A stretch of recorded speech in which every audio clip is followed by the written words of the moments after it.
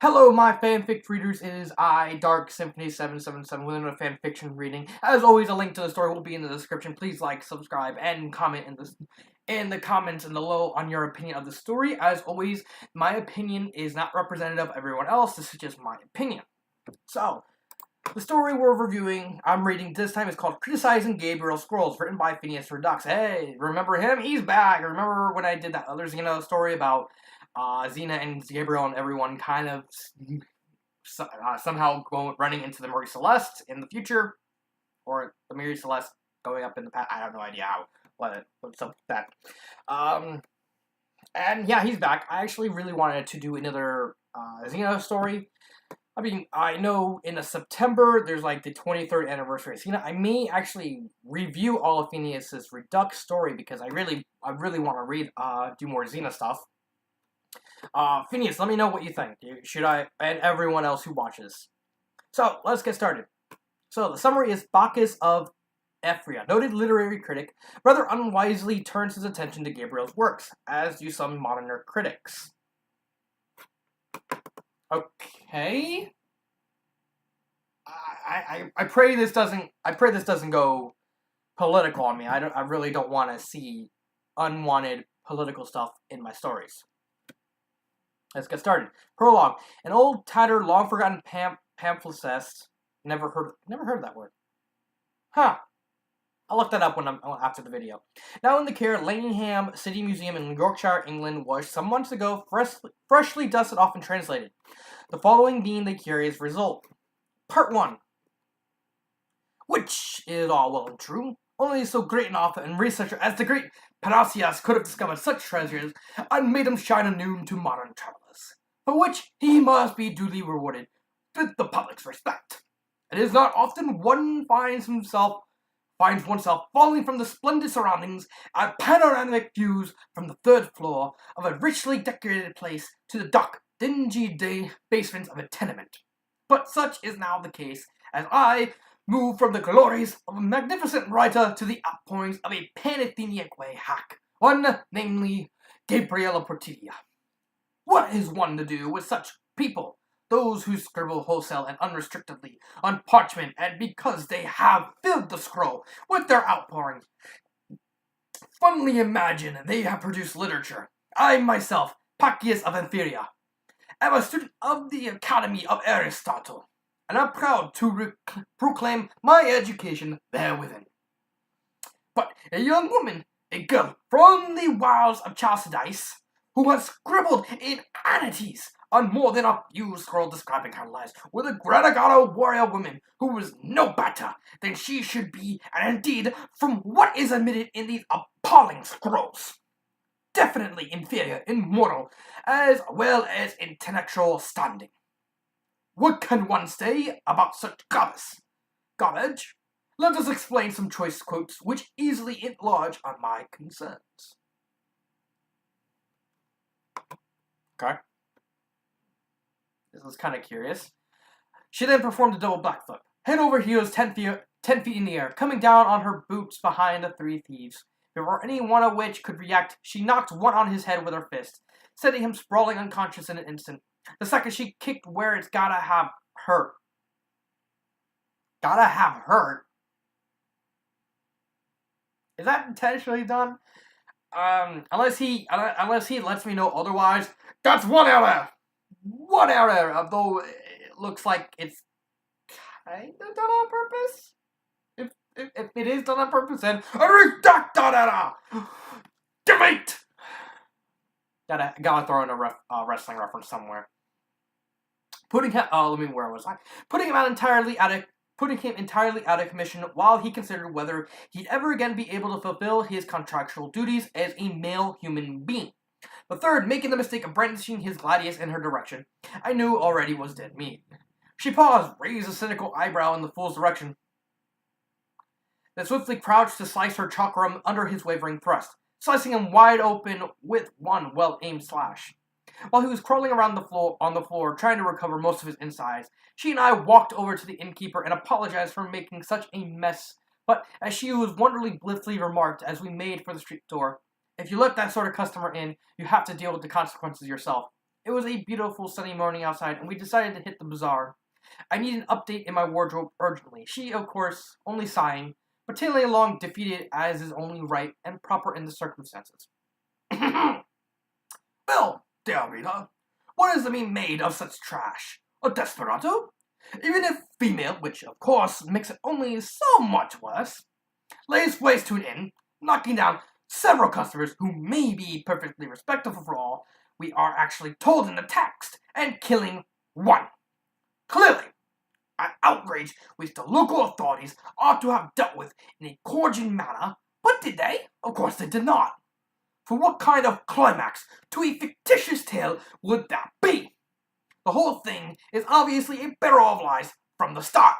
If a person, even a woman, decides to harass the unsuspecting public with the ramblings of her imagination, then at least I expect her to admit they are works of fiction at the start. Not go around boasting at this as if this horrendous renegade she has produced from the say what? Supprating? Is that a real word? Supprating. Yes. You. It is a real. He's teaching me undergo the formation of pus fester. Ew. Suprel. I never heard that word before. Hey, Phineas, thanks for teaching me some new words. I'm actually learning a lot from him. Tortoise, which is her imagination, is actually real. And it is not as if she has only written one such piece of nonsense, but has had the temerity to make a series of her lies and boast. This present epistle being no less than the 17th of the group. It makes one wonder just exactly when the public's appetite for such brutal, violent nonsense will ever be assuaged. What a ghastly failure as an author this Gabrielle is. I adamantly implore those of my readers of an intellectual nature, which are, of course, the vast majority, to ignore these ravings from a damaged mind, leaving them in the gutter where they so clearly belong. So, what I'm getting here is Bacchus, what I've got here so far, because there's still more to go, he's not a fan of fiction, the art of fiction, and he thinks Xena is not real. Yeah, you know, this is Xena, warrior princess, so of course it's going to be real, but he doesn't know that. I don't know much about Bacchus. I know, I heard that he was kind of a hermit in real life, like in ancient Greece. That's really all I know. And even then, it's flimsy at best. It's just like that's me thinking of, trying to remember my world history class from high school, years and years ago. Is all I have. So, let's continue. Maybe I'd like to see more. Gabrielle Portidia to Alicia of Olympias. Greetings. Yes, my loved friend. I received your scroll from last month, and hoped everything is well with you in Olympias. I have read the scroll you included, of Bacchus, and have taken due note of his opinions. So, am I a liar, am I? I produce my scrolls from the workings of a diseased mind, do I? I am a horrible writer and a disgrace to literature, and my large input is appallingly vulgar, is it?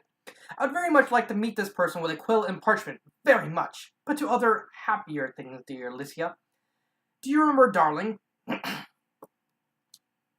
Bacchus, in the second essay of his famous diatribes against the lax in literature, waxes lyrical perhaps too much for his own good on another of Gabrielle's scrolls. Which is not the worst of it. No, there is more. Oh, so much more. She purports, this Gabrielle Portidia, to have visited Athens itself, alongside her infamous cohort, the almost certainly fictitious warrior woman, whose name I will not sully my manuscript with, and even has the brash audacity to make believe she herself is at least as great an athlete and warrior as the ghastly representative of that group she is so scrupulously described by her son. I'm pretty sure Gabriel's an Amazonian, so... And then I ran down the side street, trying to cut the escaping trader off before he could lose himself in the crowds milling the agora. She who must be obeyed, but not by me, at least not always. Where was I? Oh yes, I stay up in the Panathenaic way, covering the main route towards the Acropolis. One of the man's sidekicks came running down an alleyway and crashed right into me as we met at the corner. We both went down in the dust, and when I rose again, I was somewhat miffed. Oh, alright, I was fuming with rage, and took it out on the loser's belly with my boot as he struggled to regain his feet. Gods, that was so satisfying. My boot went as if his belly was a sack of grain. He grunted harshly, then fell back into the dust, grasping for breath. Gods, I nearly laughed outright. What a great kick, dead center on the target, with no hanging back. She would have been proud if only she'd been there to see my only sadness at the time. Well, 1 down, 2 to go. So I took up the pursuit again, restored in body and soul by my late little bit of physical exercise. Then, how can a lady?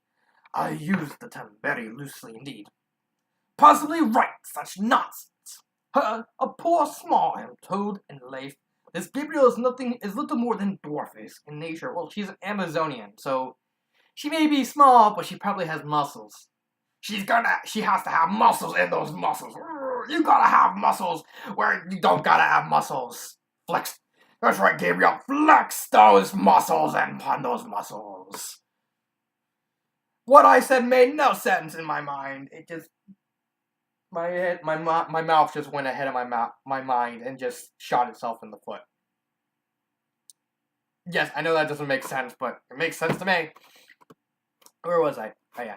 Representative of the female species is supposed to have the stamina to chase an escaping thief and also engage in combat with him and win?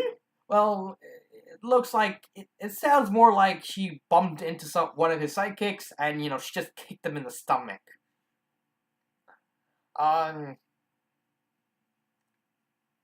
I don't really count that as, engaging in combat with him. If she's just, they bumped into each other and she just kicked him in the stomach. I don't really count that. Rubbish! What other garbage? Every word and science and scientist fiction of the lowest sort, and not very well written at that. Her grasp at the base of the basics of grammar are so clearly hazy at best, while the normally recognized style in working up an essay is obviously beyond. Excuse me. Why, in all Greece, this Gabrielle Portidia continues to silently perfectly good parchment with her ravings and place them before an innocent public is beyond my understanding. Can it not be a law made by the Senate to protect the public from this sort of thing? Next one. Gabrielle Portidia to her loving Amazon sister Galthia. Greetings, yes, you do not surprise me. I have already heard of the ravings of this ballless piece of shit, Bacchius. I sat down one evening in camp and read the scroll of his you sent me, and my lover, darling that she is, had to hold me down from going off right then and there, bearding, is that a real word? Huh. Sorry. The bastard in his foul den was sitting about him with my sighs. Later, when things had cooled somewhat, the lady of my heart said she'd hardly ever seen me so incensed. Well, wouldn't you be if that such a shitless offshoot of a diseased hyena, nice, had written such things of you? I am making my plans. Have no fear, Galathea. I am making plans. The loved one says it's just about time we infected the capital with our unwanted princess once more, and I am certainly have some business to transact when we reach there. Anyway, do you remember sweet Galathea when we...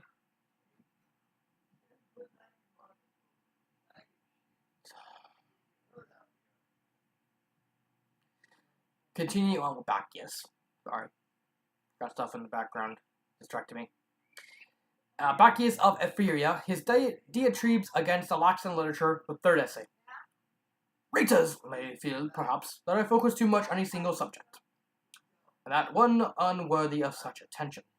The latter fact is, of course, indisputable, but the former needs further discussion. After all, the only way to eradicate an infection from the body is to fight it with ongoing and frequent remedies and doses. In one of Gabrielle Portidia's most recent scrolls, I find that description of her apparently reciprocated, dubious partnership with a female companion. It is hardly part of my object to discuss this matter here, gentle reader, but allow me to say that, whatever immoral worth may be associated with such partnerships, Boasting about and flinging them in the public's face so arrogantly as Gabrielle insists on doing is very much beyond the pale in my view. For instance, how is the public to regard being told openly such matters as the following?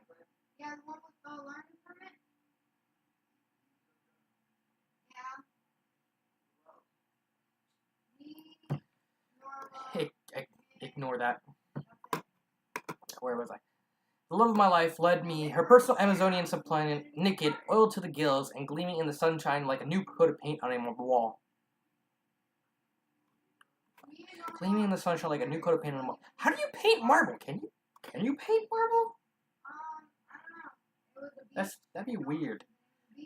It's like we have a slab of marble. All right, what are we gonna do? I got the paintbrushes. What color? We shall color it blue.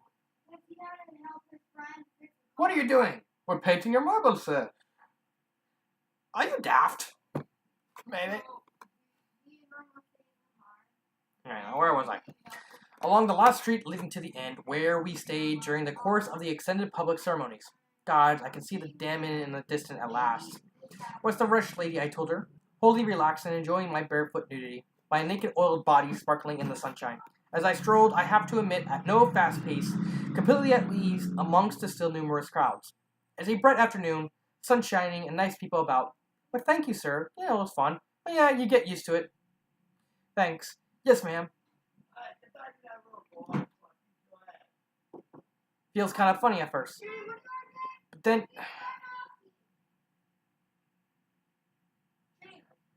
What do you want for dinner? Pizza? Or TV dinner?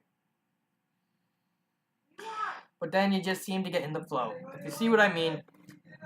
Or like, if you see what I mean... Nah. I don't mind being naked in public, ma'am. At least not anymore. Yeah, thanks again. You're sweet. Gabs, kindly don't interact with the hoi-polloi. It ain't the thing, you know. The mistress of my emotions showed her innate moral rectitude, trying on her part to ignore the encroaching passerbys and their remarks. Some of them might get the wrong idea. Oh, come off it. I did the old trick, curling a sweet pink lip disdainfully, being now a hardy veteran of nude public walking. Bit late in the day for the attitude, isn't it? Naked for a whole week, back in Carcharis, exercising before. And how many score spectators now here, quietly walking back home? You want to come over and all sensory? Nah, I'm not having, baby. Why, thank you, sir. That's the nicest thing anyone said to me all day. Thanks. You think so, ma'am? Well, I might indeed take up walking around in public all the time in the nude, if it weren't for those who stopped me having that much fun. Oh, here we are, lover. Home at last. Don't think I'll bother getting dressed, at least not yet. It's supposed to give the holy oil on your body enough time to soak in and evaporate in the light and warmth of the open air or whatever room you're in, you know. Is that right? Yeah, it must be true, because that priest in front of the Parthenon explained to me so. Oh, he indeed. Yeah. Sheesh. Now I admit, dear reader, that when the particular ceremonies alluded to by this disgrace of an author took place, I was elsewhere in the country, so cannot state by my own witness whether these appalling actions either did or did not occur, as Gabrielle so unconcernedly states. Listen to that. Imagine having to deal with that, stuff like that. Long time. I only say that I have consulted various of my friends and acquaintances, some of whom are senators, and none allowed of having heard of this wholly immoral spectacle having taken place as Gabrielle reacts it. Lies, all lies, in fact, a distorted imagination given free rein, apparently, and yet, so am I forward for the scroll sellers, this awful woman sells such scrolls by the hundred. How I fail to understand. Is it possible that the majority of those who read and buy scrolls in the city are so corrupt, so tainted in their senses, that this sort of unbridled immortality passes for actual literature?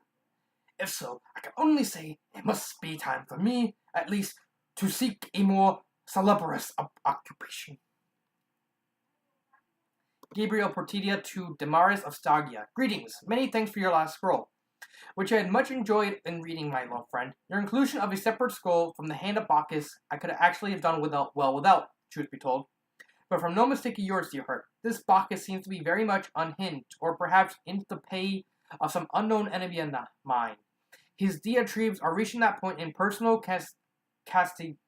castigation, whereby the subject is left with only one recourse, that of showing exactly how good she is with a pair of size, and won't I just do that, dearest?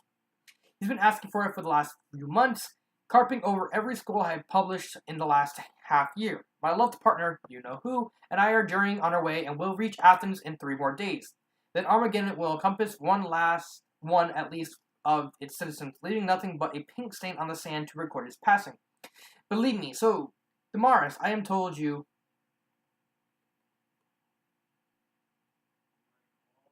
Okay. From the sickbed of Bacchus of Ephyria to his much-loved friend Aegeus of Ephesus. I butchered that, probably. Greetings. Thank you for your expressed concern over my continuing health. I have been under the care of the priest of Aesculapius at their house here in Athens for the last 2 weeks. I am told my fractures are healing together very well, and that the pain will soon recede completely. This also refers to the immense areas of deep bruising all over my body, and you will be especially glad to hear, as I admit I was, that my manhood and reproductive facilities will eventually return to normal. Ooh! Ooh, I can feel that pain from here. Though the pain of the moment will continue for some time to come. The priest tells me, yes, it was undoubtedly one of the worst days of my life, as you say. There I was, taking a poached luncheon breaker of ale at my favorite inn in the city, when what I first took to be an irate child, a girl ran into the public room and began shouting at me in astonishingly vulgar terms. I was only able to recognize I was in the presence of an undersized but definitely dangerous woman when she proceeded to physically attack me. Perhaps it is best if I gloss over the ensuing events of the next short period. It paining me in all meanings and the term to remember, I woke up in the house of Aesculapius, slightly hazy from drugs, but still feeling that much pain, broken bones, bruised body, manhood, all proponents of such, heavily assaulted to my ongoing concern. And a certain loss of blood. At least I can inform you, Aegeus, that the authorities have had the good judgment to spar both the undersized but brutal Valkyrie who attempted my life and her taller, darker, meaner, but hardly less forgiving partner, who as far as I remember simply stood to one side with a sniggering grin on her awful, cold features during the whole course of the crime. From entering the capital for the next year, a sentence I need hardly tell you, which does not seem to fit the crime in any way, as far as my own judgment goes, but what can a simple citizen do, Aegeus? I think, when I am fully recovered, I shall voluntarily exile myself to Egypt, somewhere deep in the desert where no one I do not wish to meet will ever find me. Perhaps there I will continue my literary career uninterrupted. So, my manhood got destroyed, so I want to run away to another country.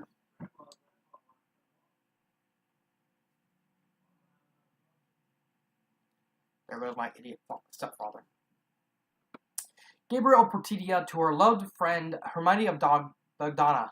Greetings. What you heard is the truth. Slightly, the impolitic members of the Senate, wholly misunderstanding the course of events as always, decided to bar both myself and my lover from entering Athens for the next year. They could hardly do anything greater considering the help we both have given the state over the years, and are still capable of doing. Anyway, as you want the details, I shall tell you, dear Hermione, exactly how it went down. My love for life and I walked into the inn intent on only on screwing an explanation and apology out of our decrepit has-been Bacchus. But what do we find? Only that he had provided himself with a gladius of his own and a personal bodyguard of immense physical proportions. You know the type, Hermione, a man built like a small mountain and about as capable as swift movement. I admit I was somewhat riled with energy and excitement. My partner later described my attitude as deadly enraged blood mania, but she always exaggerates, as you know, and started right off with telling him, Bacchus, just what I thought of him. Yes, I shouted, I admit. Possibly this worried him a trifle, because he bellowed a command in his scared, fear-ridden scream to his henchman, and stood to wave his own ridiculous gladius at me. Well, of course, that just made me see red, while she who can took care of the hulking man mountain. I went for Bacchus with what my lover who remembers everything later called unhinged ferocity. Anyway, I nearly slipped myself from the mountain of meat. Who thought he was fighting? Who thought he was a fighting bodyguard? Crashed into the floor under her ministrations. But I steadied myself and went for Bakia's most cherished possession with a will. Gosh, that was so much fun. Ooh, I must do it more often. Ooh. When the chance offers in future fights. Sadly, she who is stronger than me dragged me off my victim before I could actually deliver his free pass to Tartarus, and anyway, the city guard chose that moment to show up and put us both under arrest. Damn it. Anyway, dear Hermione, we are both at our camp in our country now, free as the wind and raring to meet our next warlord. I have a fancy I won't be hearing any more criticism from Bacchius in the future. Once bitten, twice shy, you know. Oh, did I say I did bite him too? Several times. I took it that, from his screams, he didn't like it. Oh God, Hermione, I did so enjoy it myself. Even if she, who is such a party pooper, later lectured me on trying to have some restraint and keep hold of my more brutal appetites. God, she can be such a drama queen. Okay. Oh, okay. May 2017, report from...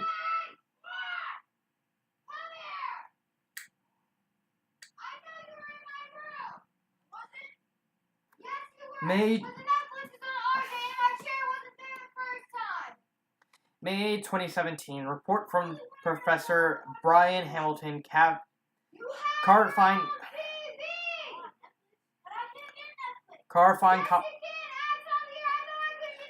College, Cambridge University, England, to Professor George Carness, head of Greek and Roman, Leidingham City Museum, Yorkshire, England, about pamphlet PLQ 0.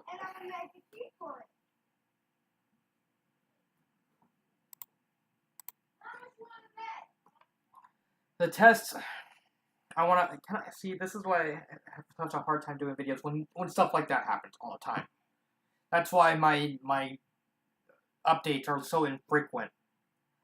The tests were inconclusive, I'm afraid. As such, a remove from the original date of his composing, somewhere within 40 years, either side of 80 AD, it cannot be exactly proved who was the author. It seemed to contain material from at least two sources. Now lost diatribes against the lacks in literature by, we think, Bacchius of Ephyria, a minor author at best, and someone who appears to be a till now wholly unknown female author. When Gabrielle Portidia, of the latter I, and those I have consulted here at the university, are certain it is a parody of by some as yet identified male author. The whole thing should, in my opinion, be taken as an extended parody of some work or works now long lost to literature. The present purple pamphlet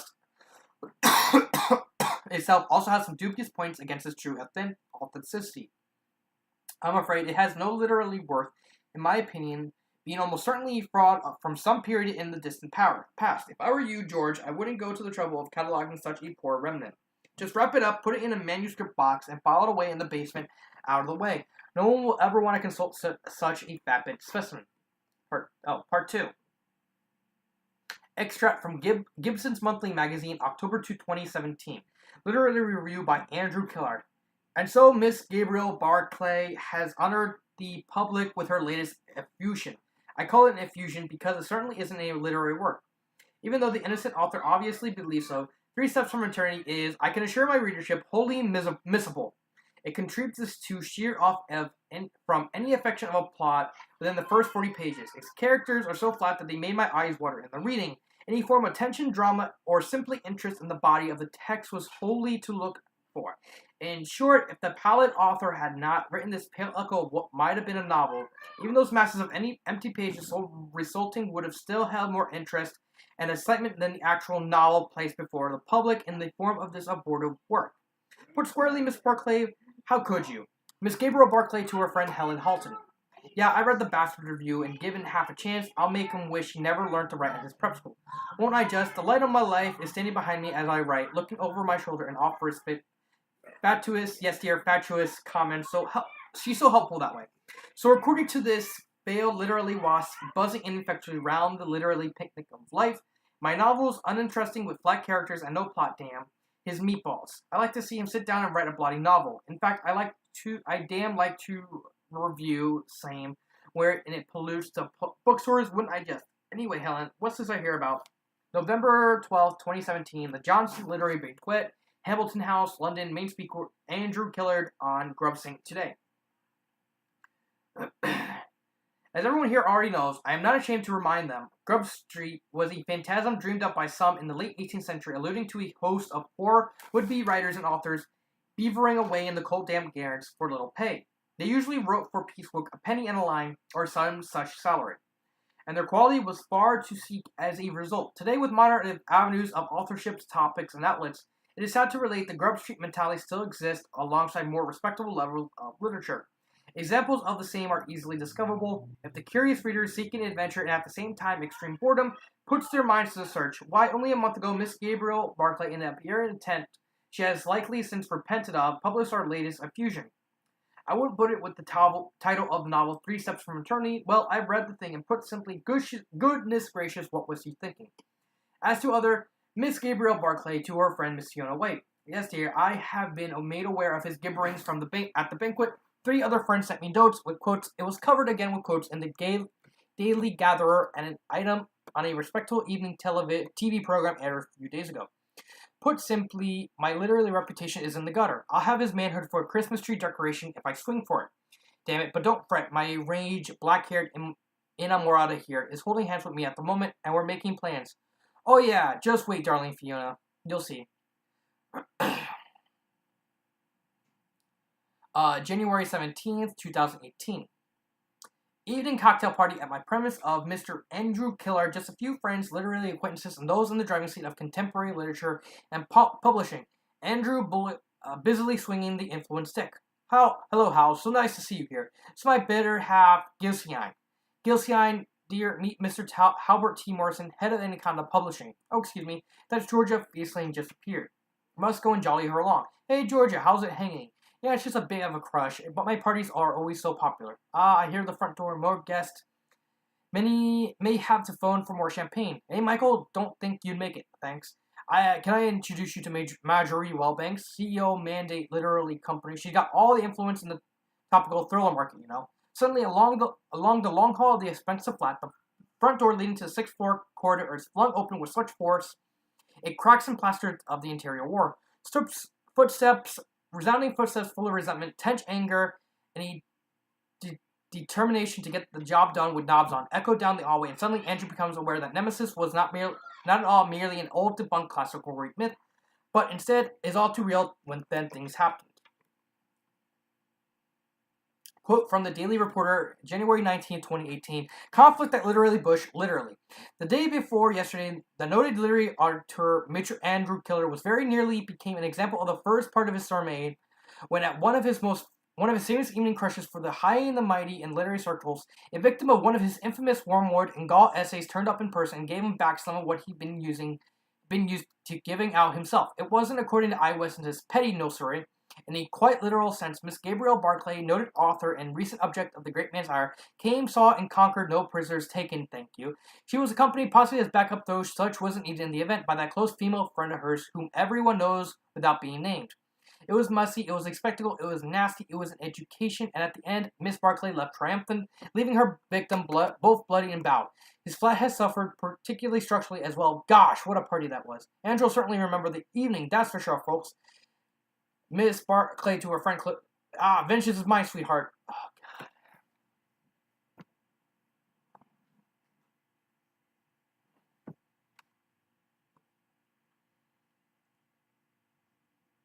God. Okay, it went from... Oh, there's a part 3, okay.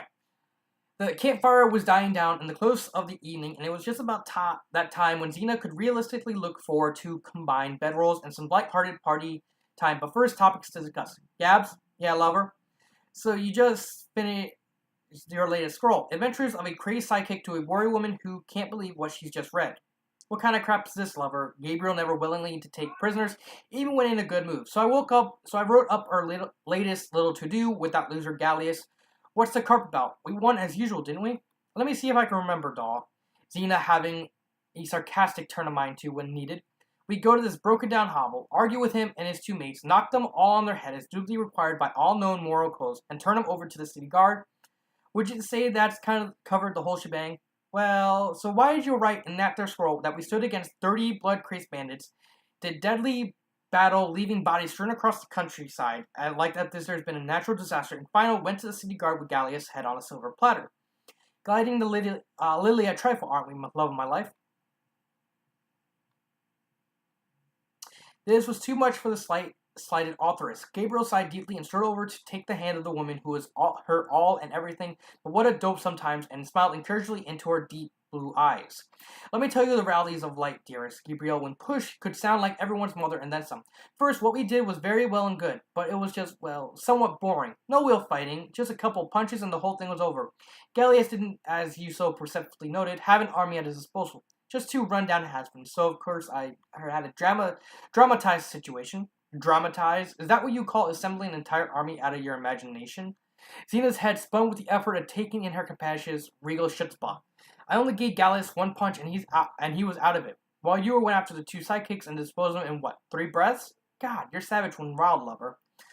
Gabriel simpered at this wholly deserved compliment, but said nothing, being too embarrassed. That wasn't a compliment, ladies. Xena standing on her principles. What's with all these lies and things? People will believe I'm some sort of deranged warlord, with world domination as my goal, and as for the incredible fighting skills you give yourself, well, I don't know. Anyone reading such garbage would think you could stop an army all on your lonesome. Don't you know why you require my parentheses in your stories at all? Seems you're capable enough, all by your little stuff. The mighty princess instantly realized her mistake in the heat of a moment, but it was too late. The blonde Amazon had heard. Little! Gabriel stood up straight, released her hand from Durant's vial, and let her jade green eyes stab dangerous sparks in someone's direction. So, what's with the carping, criticism all of a sudden? Worried that the world will come to get the wrong idea about you, dear? Think my gentle embellishments, because that's all they amount to, will sustain the purity of your honor, or something? Well, let me tell you, sister, if it wasn't for me and my... But perhaps, dear reader, this would be a good place to leave the two lovebirds to their gentle cooing and loving. After all, we don't want to get in amongst them when they're having a moment or two of quiet personal downtime. Do we? No, of course not. Finito, finish, fin, exit, pursued by a bear, end. So, that's the story. And, I kind of like parts of it, but I don't. I can get the embellishment because, when it comes to certain literature, you have to embellish some stuff. And so I can kind of get behind parts 1 and 3. Because, Bacchius is basically attacking Gabriel as a sort, insinuating that she's fibbing, despite the fact she kind of is, but she's more embellishing than flat-out fibbing.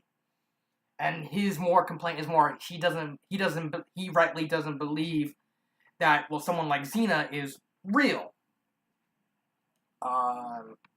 Based on what I'm reading. What I don't like is part 2, the real world. So... what I'm reading is a guy named Andrew Killiard gave an honest criticism, and Miss Gabrielle got triggered and tried to kill him, all for having criticism. I guess this is kind of a real world application of how to deal with criticism. If you look at the story and say, here's how to deal with criticism, you'll quickly shake your head. So no, that's not the way to deal with criticism. There's different ways to deal with criticism. Trying to murder someone for it is not it. Bacchius kind of deserves it. Andrew, he does not, especially since she attacked him at a party, yet she didn't get arrested.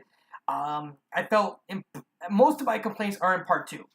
Gabriel kind of came off as vindictive. She came out as kind of Mary Sue-ish, thinking that she's automatically in the right just because someone rightly critiqued her story. We live in a world where there's over 5 billion people. Not everyone is going to like every single story.